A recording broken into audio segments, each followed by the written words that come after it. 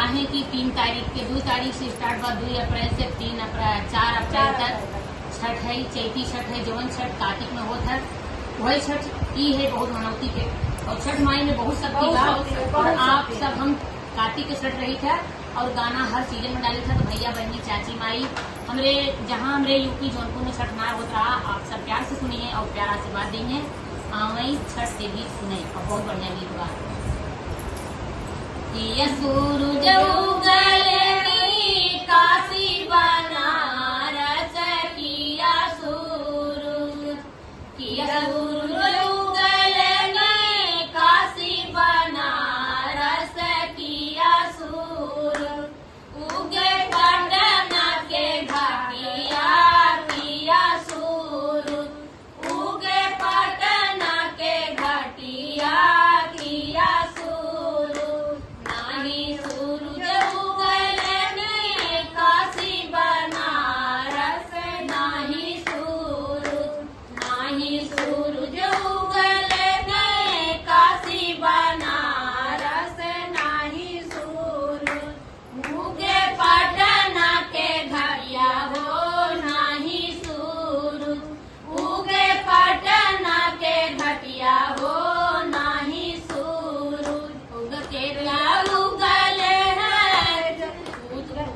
है उगल जयम दुआरा माँ जगरे अंगना, उगते उगले सूरज करम के अंगना, जगरे अंगना, होला छठी के बरतिया जगरे अंगना, होला छठी के बरतिया जगरे अंगना, किया सूरज उगलनी काशी बनारस किया सूरज, उगे पटना के घाटिया हो किया सूरज, उगे पटना के घाटिया हो किया सूरज, नाही सूरज उगलनी काशी बनारस, नाही सूरज, उगे पटना के घाटिया हो, नाही सूरज,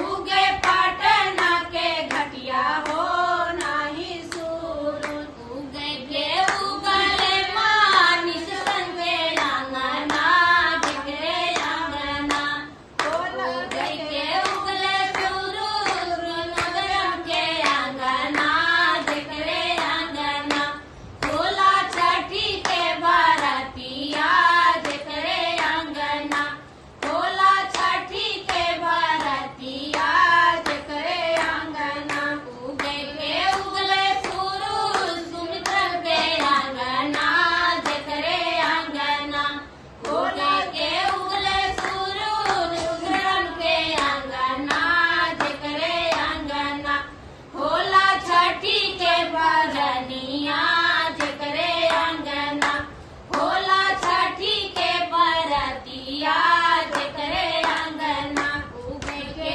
उगे सूरज दिनेशरम के अंगना, जगरे अंगना, उगे के उगे सूरज दिनेशरम के अंगना, जगरे अंगना, होला छठी मई बरतिया जगरे अंगना, होला छठी मई बरतिया जगरे अंगना, किया सूरज उगलनी काशी बनारस किया सूरज, उगे पटना के घाटिया हो किसरे सूरज, उगे पटना के घाटिया हो किया सूरज।